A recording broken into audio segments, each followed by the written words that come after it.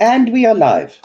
Good evening, YouTube world, and anybody else that's listening in.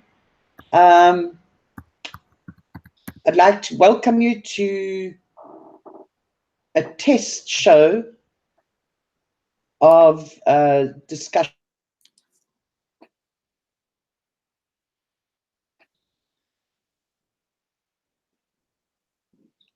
about I have with me and Wolfie, and they a quick update on what's happening in Zimbabwe, and then I will announce our weekly our weekly time that we will be on, and I'll discuss this and I'll announce the subject they will be discussing. Right, over to you, Petra. Ladies first. Hey, hi everyone. Nice to be here.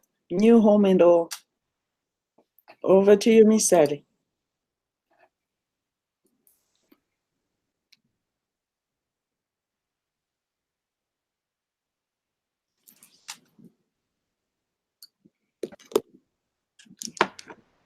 I had muted my microphone to be a good host, okay? Because I thought you would give a rundown and then Wilbert would take over. Right. Good evening, Wilbert. Good evening, Welcome. everybody. Good evening, you there in the USA. I don't know why. Have you changed your name? Because we called you something else on the other media. Which one? Which name do you should we call you by? Hello. Yes, go on. Hello. Should we call you Runyararo or? Oh, sorry. I was doing something. No, Rinyarara is actually my grandchild. Oh, okay. My name is Petronella Thomas Shanobi, but everybody calls me Petra or Tokozile. So between Tokozile and Petra, you're good to go. All right. Okay. Hi, Toko. It's nice to have you on the show. Thank you. Well, what we are going to have with Sally hosting this show is a weekly discussion of the situation in Zimbabwe, pertinent issues of the day, and political analysis, and what we believe and what we think. And we hope that the listeners out there will be able to join us and give us their comments, their feedback. Yeah. And have a lively discussion about Zimbabwe. I think it's a subject that some of us care passionately about. We want to see a solution to Zimbabwe. We want to see that country prosper, and everyone live a meaningful life, not the abject poverty that we see today. You know what?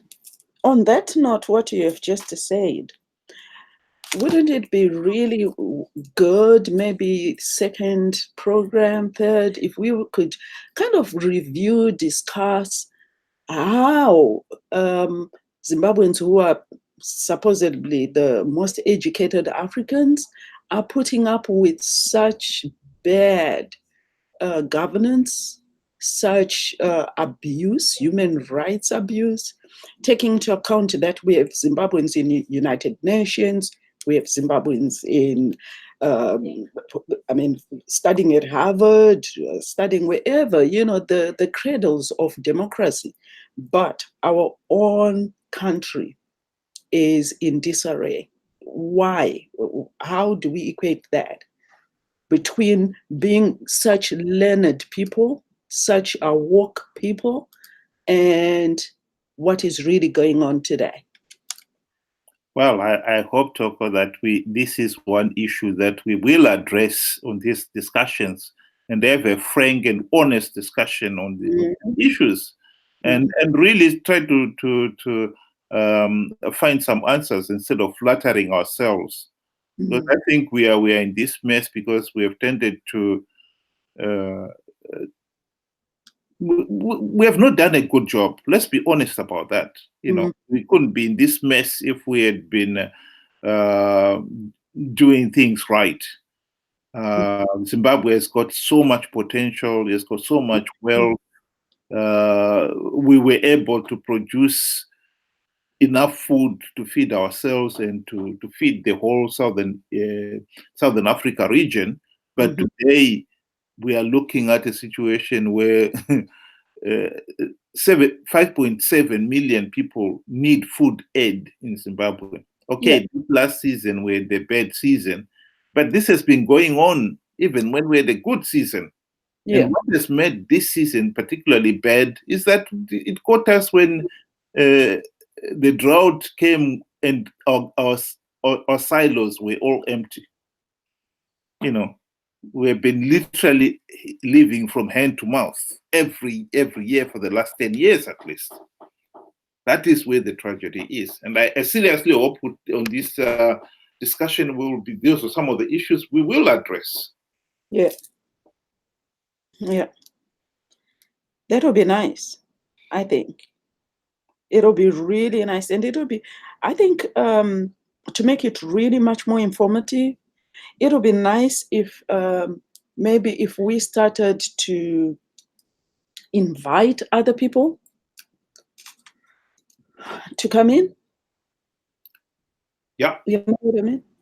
I think there have been some people on Men's Corner who have said they were interested, but I think it will be more a situation where as soon as it takes off and becomes a really regular thing, and that's the other thing that I also would like to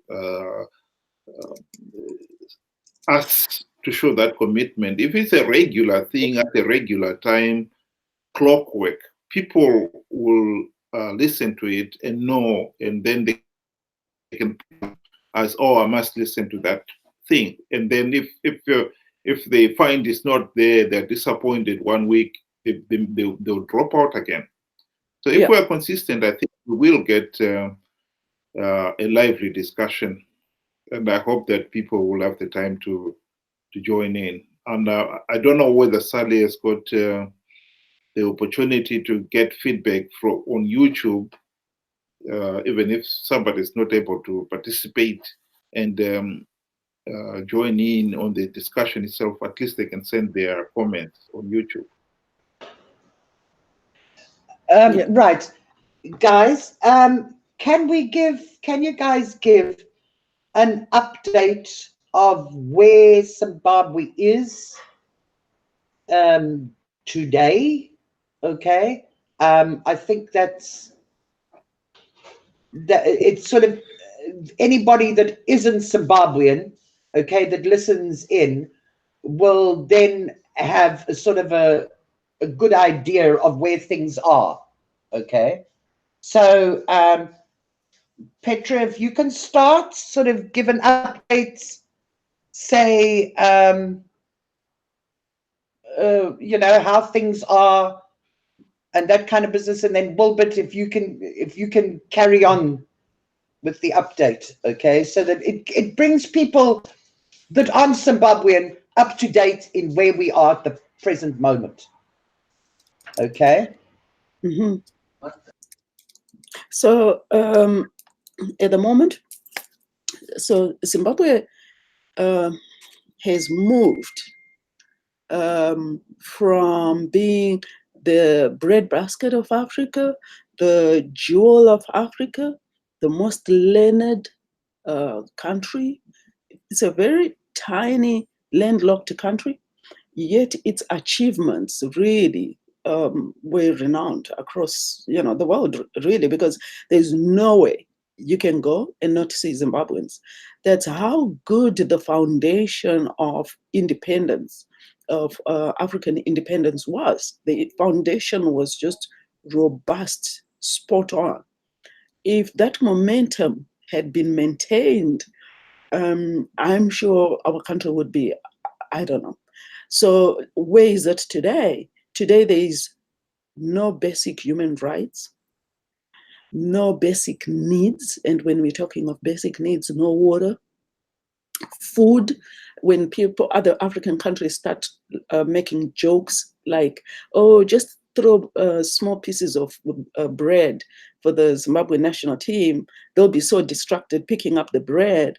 That just goes to the level of the jokes. It's not only that, it's how we have become the butt of jokes in movies, in discussions, by having currency that was what, $1 million? Things that are supposedly you should never see in a country with very educated people. So we have come from bread basket to a banana republic to a basket full of you know what. So it's not only demoralizing, it's embarrassing, it's I don't know, there's a certain resignation I sense, especially from people who are abroad, where I think most of us are just saying, you know what, as long as I'm sending money to my relatives to be able to get food, there's no health care to talk about. So like in our case, we are having to have medicine sent in from South Africa every month for my mother-in-law. So really, and you have the opposition party that has really been what's the right word?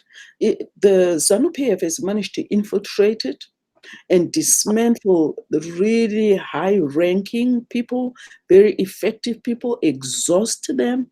They've managed to implement the true ways of breaking people down. So we're talking of training in places like Russia, North Korea, Cuba, where people know and they've managed to harness and to really hone in on skills to maintain order, and so that people are submissive, including switching off social media. So it's just a sorry state of affairs where people are like, you are left thinking, when your last human right is taken away, usually you expect people to rise up and say, that's enough. But it hasn't happened. And we seem to be the ones in diaspora, we seem to be the ones going, that's wrong, that's wrong. But the people on the ground continue voting for ZANU-PF. And you are like, why? Why would anybody do that? And when you think maybe they'll suffer more and then, you change, it hasn't happened. So I suppose, like I said earlier, the question for me is why? Why are people willing to turn a blind eye to all this? Why? And what's going to happen next? What is it going to take for people to actually just say, enough? That's enough. You can't rob me of literally the breadcrumbs in my mouth. That's enough. Yeah, well, I think one of the things that one can underline there is that we are definitely a banana republic. And last year we had elections, and this is after 38 years of independence. And those elections were clearly rigged by ZANU-PF. Mm-hmm. And it's most unfortunate that literally all the international community of any repute did write a report on the elections. And we're talking of the EU, the Americans, the Commonwealth, and the Canadians, and so forth. They all said those elections were not free, fair, and credible, in the sense that there was no voters' roll. Although that was a legal requirement, 3 million Zimbabweans in the diaspora were denied the vote, which, when Mnangagwa was in the US in September last year, just 2 months after the voting was done, he himself admitted that, yes, next time those 3 million will be allowed to vote. Mm-hmm. Clearly, the question one is going to ask is, why were they denied the vote this time? And for somebody particularly who claims he won the elections and he got 2.4 million votes. In other words, those people who were denied the vote exceeded those who voted for him. That's how significant it is. We are not talking of 5% of the people who voted in the diaspora. We are talking of the a third of the people who voted in these elections were denied the vote. Yeah. And the whole process was so flawed that when you don't have a voters' roll, it is impossible to tell who actually voted. So the whole election was shambles. And again, I think it comes back to what Toko was saying there, that we are supposedly one of the most learned nation in Africa, literate, and yet we still do not know how to run a free, fair, and credible election. And that, to me, is a tragedy. But I would like to also emphasize my disappointment with my fellow Zimbabweans, because even the 3 million Zimbabweans in the diaspora were denied the vote. How many of them have really stood up and said, no, this is not acceptable? You know, you can count them on one hand. I am here in UK, and I speak to many Zimbabweans all over the world, but also here, particularly here in UK.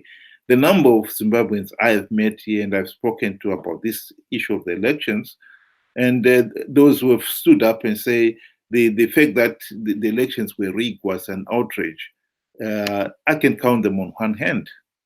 You know, and that is one of the reasons why we're in this mess. I think we have tended to resign ourselves to this situation, which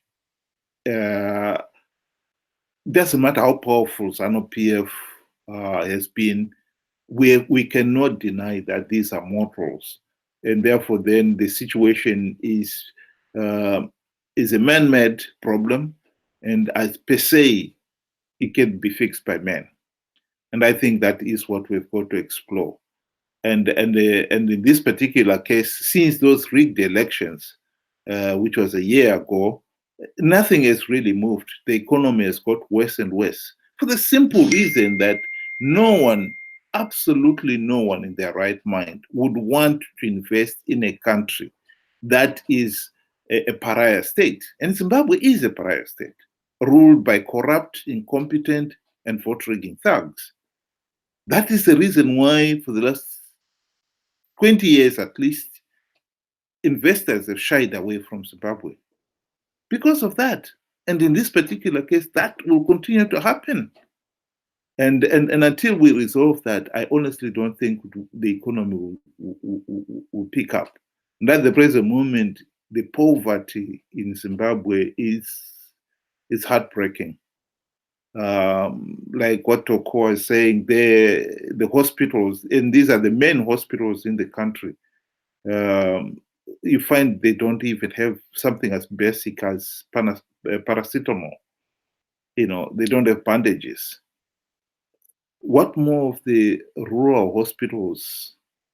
You can only imagine what state they are in if the big hospitals do not have those basic things. So we have got people who are dying for need of a $5 of drugs per month in this day and age. That is really, truly tragic. And it is a pity that it is happening. And we hope that we will seriously look into those issues and start addressing them as a people and look for solutions. There are solutions. This is, we invent the wheel. Democracy has already been proven to be a working system, and we need a democratic Zimbabwe. And at the present moment, we have got a corrupt and tyrannical one-party, de facto one-party state, and we've got to dismantle it. And it can be dismantled. And I think that is where we should be going.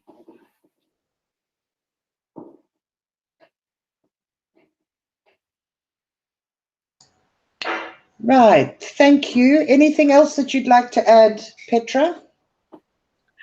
Not really, other than I personally have come to the conclusion that Zimbabwe, like almost African countries that are blessed with natural resources, diamonds and whatever, it's a curse, except for one country, Botswana. Botswana was a township when I was like 15, 16 years old. And now it's one of the most respected countries. And that is partly due to natural resources. And I'll give you a quick example of what good governance means, still using Botswana as an example. So most people might not remember this because we are dinosaurs, we remember it. So what happened was during the 80s, 90s, Botswana found these diamonds, and there was a lot of money available. And so they decided to pay out or to pay and resettle most of its citizens. And unfortunately, they started drinking a lot of alcohol. So they would be found at townships and so forth, totally zonked out by alcohol. So you know what the government did? Brought in social workers. And that was the first time as we were growing up. Yes, we knew we had social workers, but we didn't know how effective social workers could be. And so what the social workers went on to do, they went on to on teaching sprees, reduced alcoholism. Not only that, Botswana in Manchester, I don't know of the last 10 years, but in the early 2000s, Botswana had near the Manchester village, somewhere there, one of the universities, they educated a lot of their citizens who went back home. They never settled in UK. So they invested in their citizens to actually make sure so that they would come back and make necessary changes that would benefit its citizens. Whereas in Zimbabwe, it has always been the other way around. Only my chef sent their children overseas to become delinquents, to become drunkards. I mean, spoil, rotten, drink, do whatever they want, and really be productive. If they are productive, they are selling, they've mastered the skill of taking diamonds, going to wherever and stashing the money. So what has literally happened is you have like what, 2%, 3% of Zimbabwe population who are super rich. Even some of us who are saying we are overseas, we are no match to the lifestyles that they lead. They've got no incentive going overseas whatsoever. So I definitely believe that the curse of the minerals resources is what is sustaining the government. They have so much money, those who are in power, to continue staying in power and to continue squashing those people who want to dissent, who want to express any form of, look, this is wrong, whatever. You are pretty much put in your space, in your corner before you can even spell your own name. Well, I think that is a very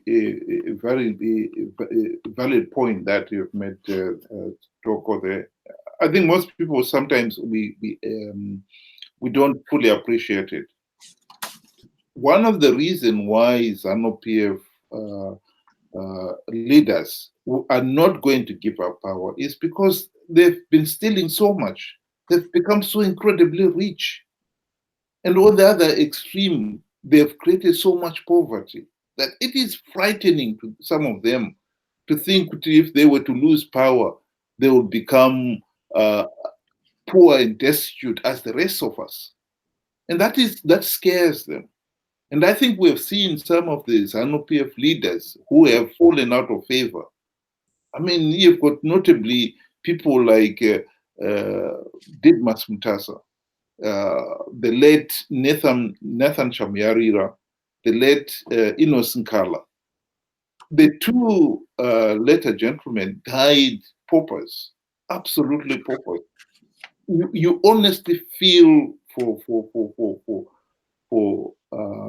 Chamyarira's wife when she said that when her husband was on his dying bed, she could not afford the taxi to drive from Borodale, where they lived, to the avenues where the husband was in hospital dying, because they were that poor, you know.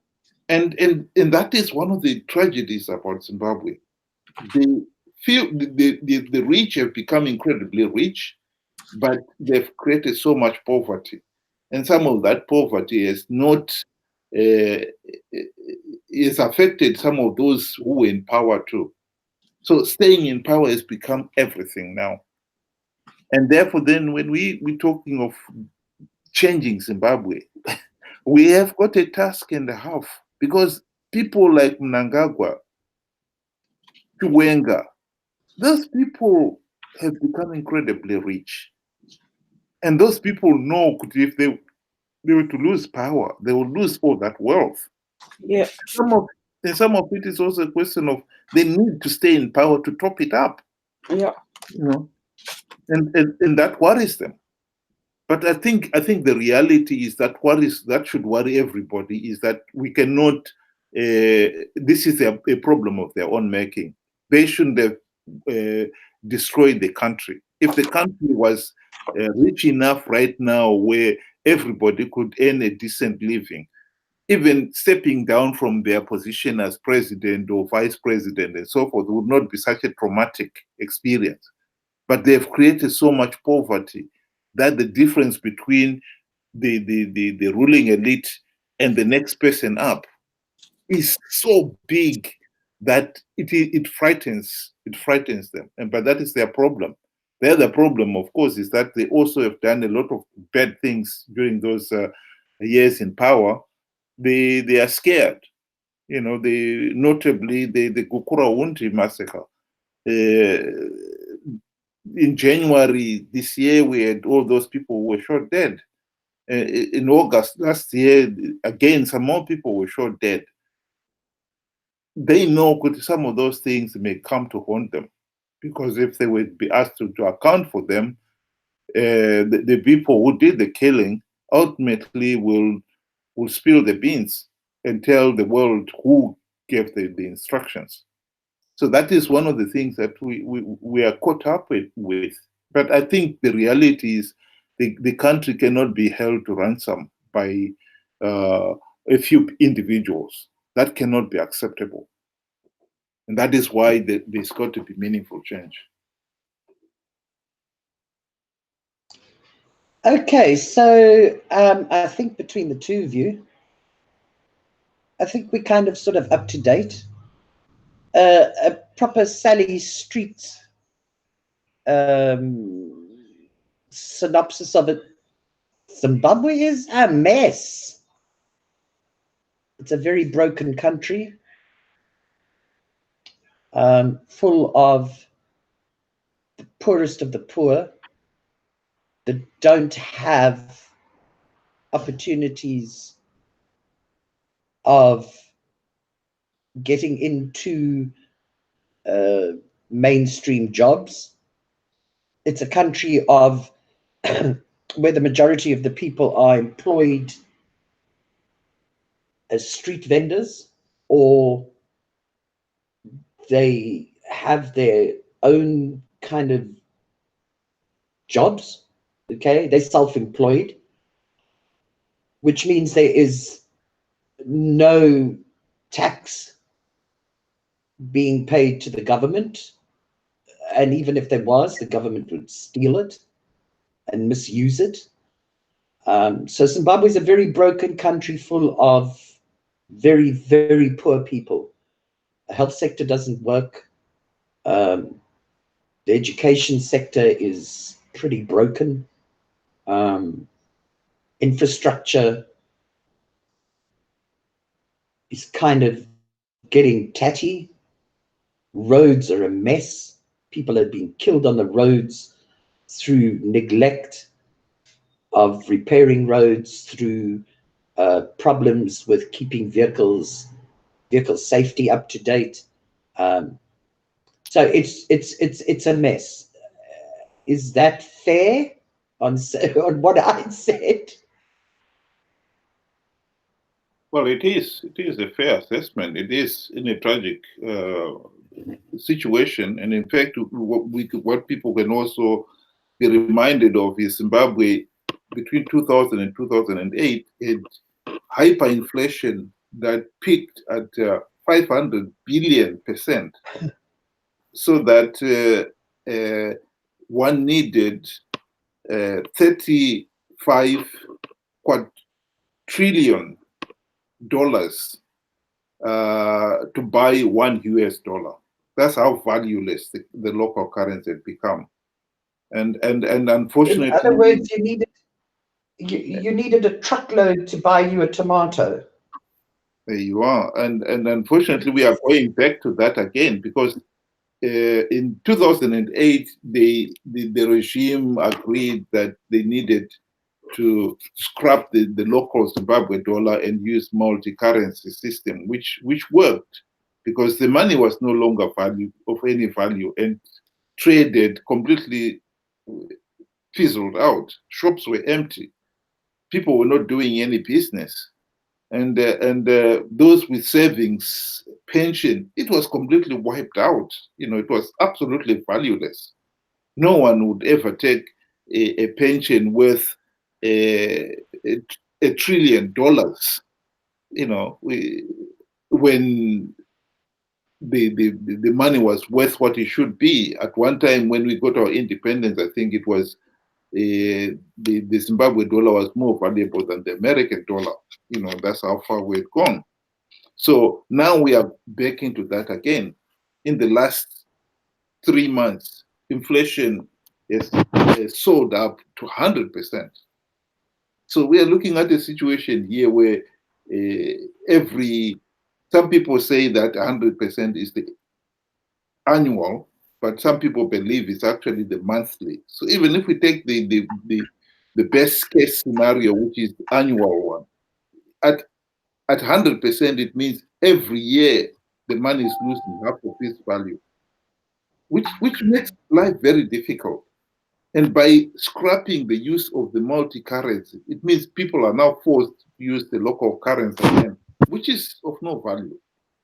So yeah, and didn't they hook the Zimbabwean economy to the American dollar, which then made our exports really, really uncompetitive, because we were exporting in American dollars and importing in American dollars, and it just killed everything. Well, there is an argument to be had about the using foreign currency in this particular case. But to be quite honest, the main reason why it was a saving grace is when your own local currency is so valueless, to the point of, like I said, where you needed 35 quadrillion dollars. That is 35 with 24 zeros behind it in local currency to get $1. That is when you realize your money is absolutely worthless. People were working, teachers were being paid the equivalent of $5 a month. And when you go to the bank, they restricted you to withdrawing money, which was the equivalent of 5 US cents a day. That is when you realize that the whole system just doesn't work anymore. It wasn't worth you going to work, because by the time the end of the month, what you get paid is worthless. So that is why the economy completely collapsed, and scrapping the Zimbabwe dollar was a saving grace, because then you at least start trading with money that if you pay me, Sally, if I sell you my chicken and you pay me $10, I know tomorrow it will still be valuable. I can still buy something with that $10. Not a situation where with inflation of 500 billion%, prices were changing on an hourly basis, Sally. You go into a shop and you get a loaf of bread, the price is $5 billion. You take it from the shelf, by the time you get to the till, they will tell you the price has changed. It has doubled or 10 times. That is when you realize that the money you're carrying is absolutely worthless. Yeah.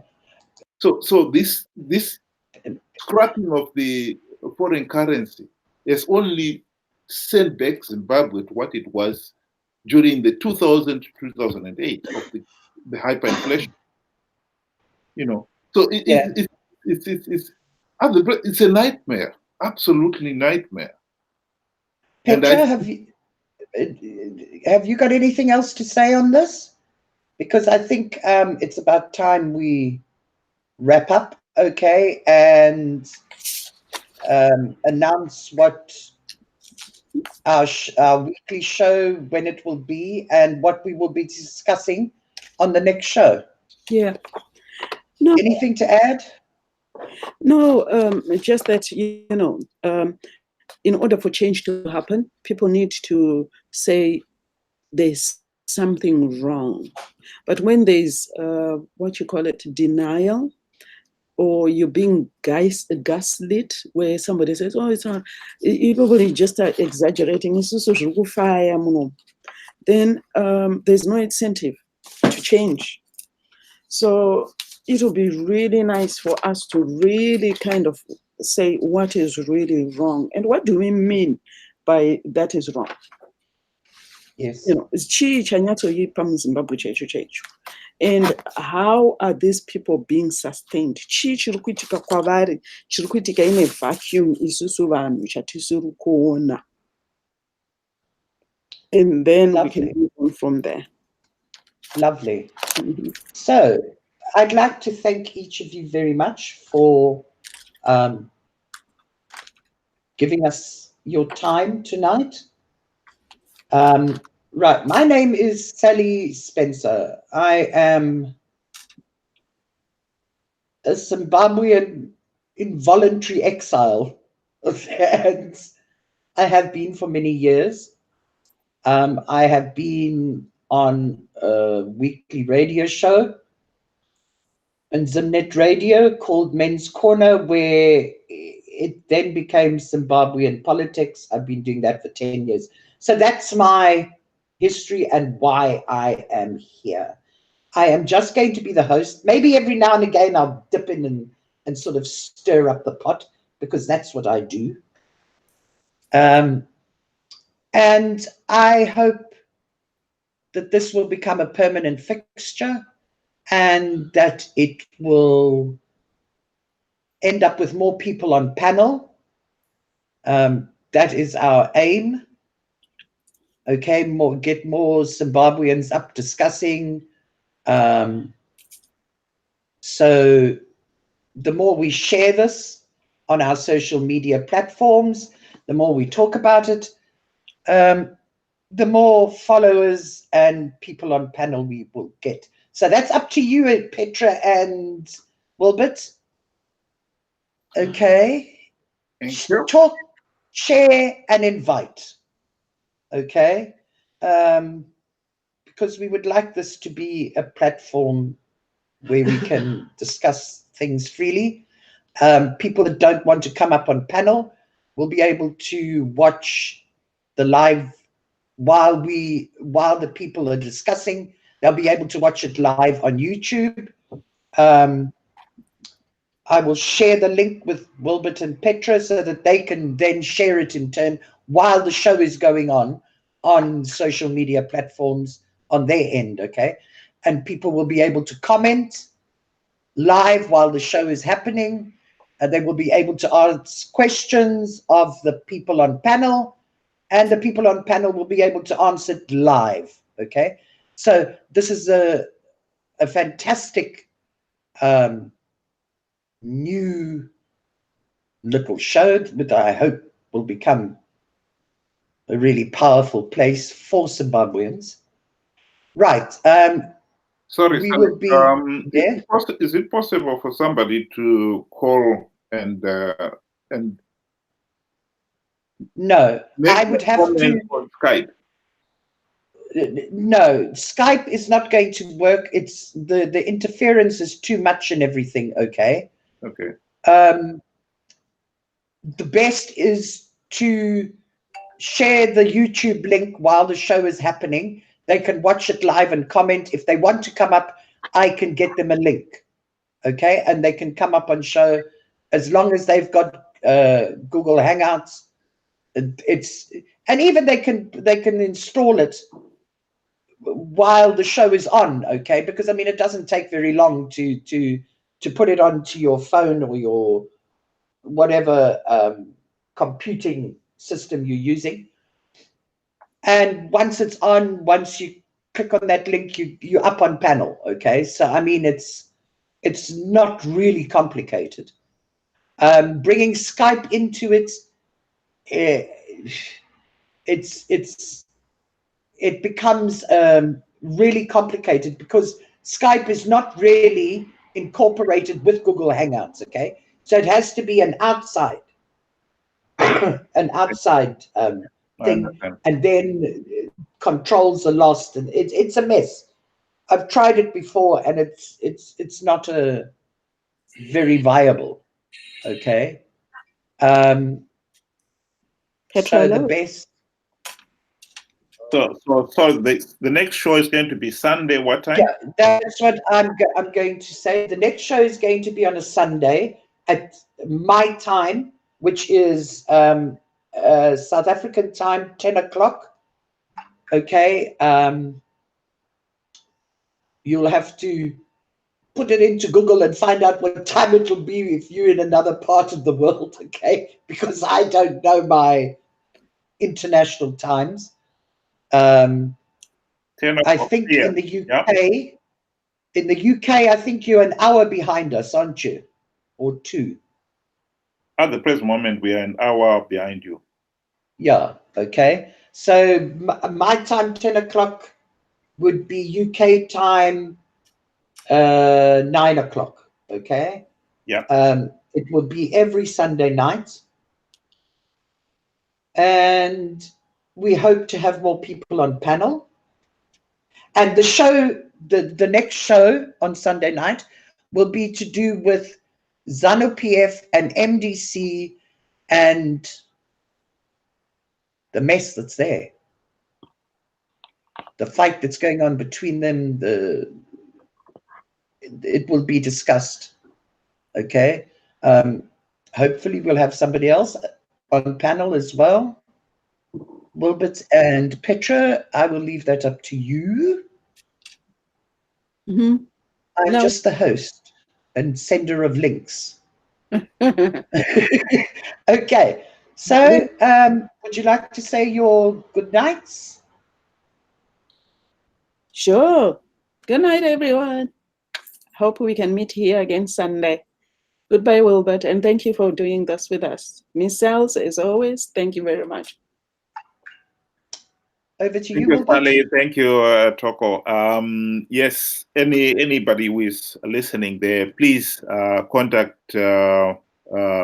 Sally or myself on Men's Corner, particularly those who are familiar with Men's Corner, or send your comments to the YouTube that Sally will post, and she'll be able to follow it up. And it's posted. You've posted it? It's posted. It's a long time ago, as soon as the show started. Okay, all right. So if you leave your comments on that YouTube, she'll be able to pick up your comments, and if it's a request to join the panel, she'll be able to follow it up. She's our computer whiz. She will be able but we seriously hope that Zimbabweans will take this opportunity to really sit down and think of the way forward, particularly those of us who are in the diaspora, who maybe are not on the coalface of the reality in Zimbabwe. And therefore, and before hang on a minute, before we end, please, ZANU PF guys, you are more than welcome. Okay, seriously, you are more than welcome to join us on the panel. MDC, you are more than welcome. Any other political parties, you are more than welcome. I am apolitical. I belong nowhere. I am my own political party, okay? So I have no political affiliations. The more that we have, the more opposition we have, the better, okay? In opposition, I mean ZANU PF and MDC, okay, the better. All right, it makes a much better discussion. So please, This is not affiliated to any political party whatsoever. Okay, this is just Zimbabweans talking. But ZANU-PF and MDC, you are more than welcome.